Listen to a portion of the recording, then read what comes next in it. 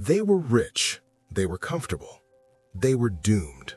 This is a story about a world that laughed while the sky prepared to fall, about doors that stayed open longer than anyone deserved, and about a warning that still echoes now. Watch until the end, because this is not just ancient history, it is a mirror. Before we begin, if stories like this move you, stir you, or make you think, please like, share, and subscribe. It truly means the world to us. Now, let's begin. The world was beautiful. Valleys rolled wide and green beneath open skies. Rivers cut through the land like silver veins, feeding fields that never seemed to fail. The plains were thick with grain. The hills echoed with the lowing of cattle and the laughter of children.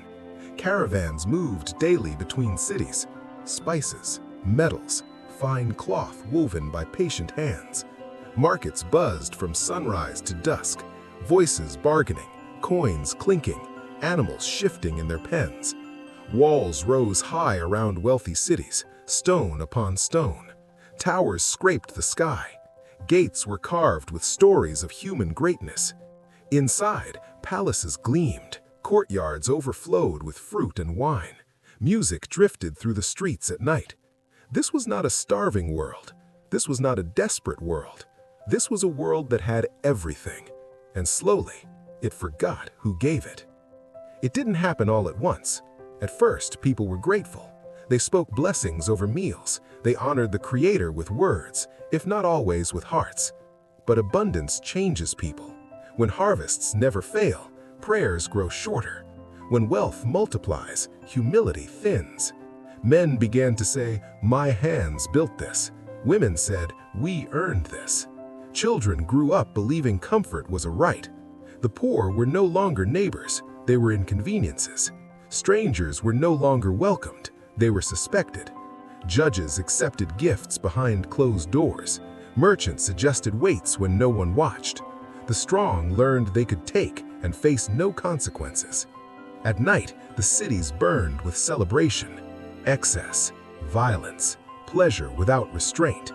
And somewhere beyond the noise, cries rose from the oppressed, from the exploited, from the forgotten. They rose into the heavens, and heaven listened. Noah was not a king, not a warrior, not a famous man. He was a builder, a husband, a father, and he was different. While others chased excess, Noah paused. While others laughed at restraint, Noah listened. He walked slowly through crowded streets, watching faces hardened by comfort. He felt the weight of something unseen pressing on his spirit. At night, while the city slept, Noah prayed, not for riches, not for power, for mercy. "Do not destroy them," he whispered into the dark. "They do not see what they are becoming." And one night, the silence answered. The voice did not thunder, it did not shout. It was firm, final, heavy with sorrow. "Noah." He woke up trembling. "The end of all flesh has come before me." Images filled his mind, water rising, land vanishing, screams swallowed by waves. "I will cleanse the earth." Noah's breath caught. "But you will build an ark." Measurements followed, details, exactness. A vessel of rescue in a world that refused to be warned. When the voice faded, Noah sat in the darkness until morning. He did not sleep. Noah's brother-in-law, Jabal, believed once. He remembered old prayers, old stories of judgment and mercy. But Jabal also loved the city, its festivals, its ease. When Noah told him about the ark, Jabal laughed nervously. "Rain?" he said. "We live by rivers, Noah, not oceans." But doubt flickered behind his eyes. Days passed. The laughter returned. Jabal told himself he would decide later. Later never comes to those who wait too long. The ark rose plank by plank, a massive shadow against the horizon. People gathered to watch. Mockery spread quickly. Building a ship on dry land? Has madness finally taken him? "Where will you sail, Noah? The sky?" Noah did not argue. He worked. Sweat soaked his clothes, hands blistered. Years passed. Animals began to arrive, 2 by 2, without command, without fear. The laughter softened. Questions replaced jokes. Some felt unease stir in their chests. But pride is louder than conscience. Lamech, an elder of the city, stood near the ark often. He had lived his entire life there, built his home with his own hands, buried his wife beneath the olive trees. When Noah warned him, Lamech shook his head. "I will not leave what I built," he said quietly. "Even if you are right." He turned away. Some things feel too heavy to abandon. Strangers appeared in the city. Their eyes carried urgency. Their words cut through the noise. "Turn back. Choose mercy. The door is still open." Some listened, briefly. Most turned away. The deadline approached. The animals entered the ark. The sky darkened unnaturally. Wind whispered warnings.